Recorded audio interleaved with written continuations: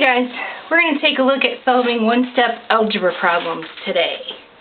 And algebra is really just math with a missing number.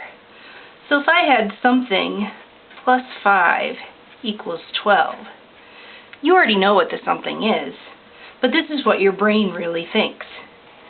It's a balanced scale where things are equal on each side.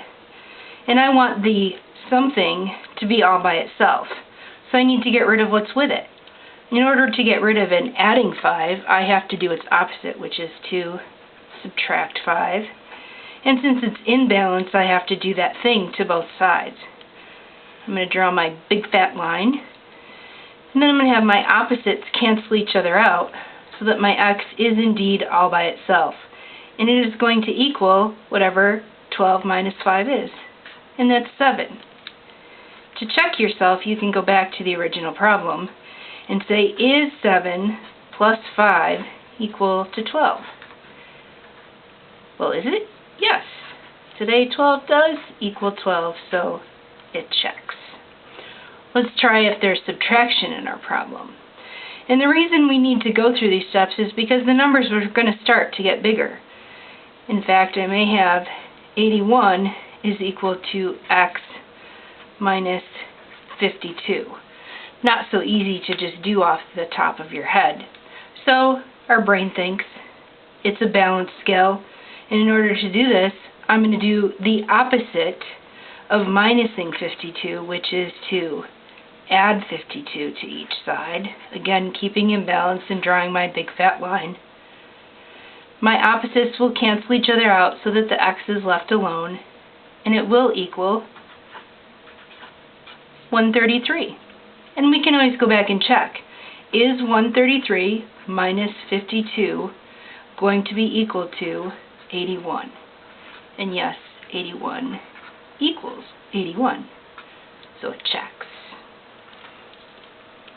Let's try a couple more. What if I had negative 7 equals x plus 3?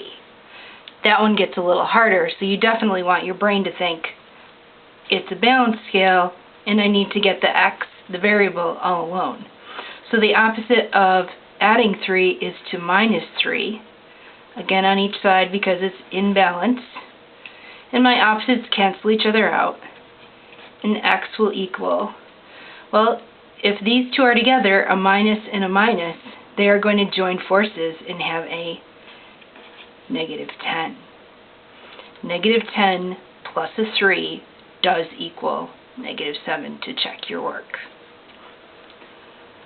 Let's try having 25 equals x minus a minus 7.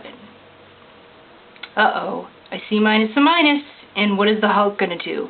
The Hulk is going to come through and smash them so that it's really a plus 7. And the opposite of adding a 7 will be minusing 7.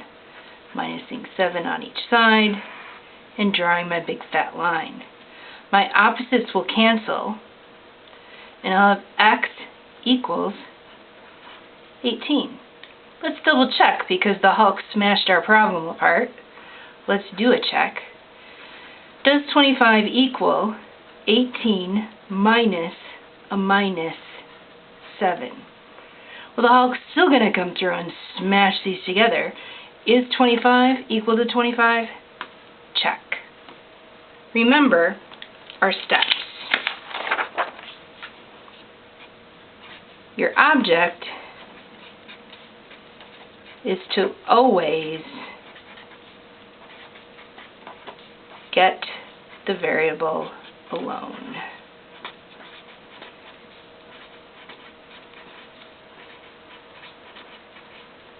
Second, to get it alone, meaning the variable, do the opposite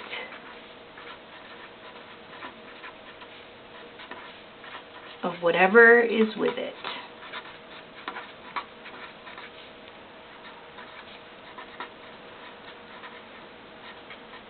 And then you're going to have your x alone.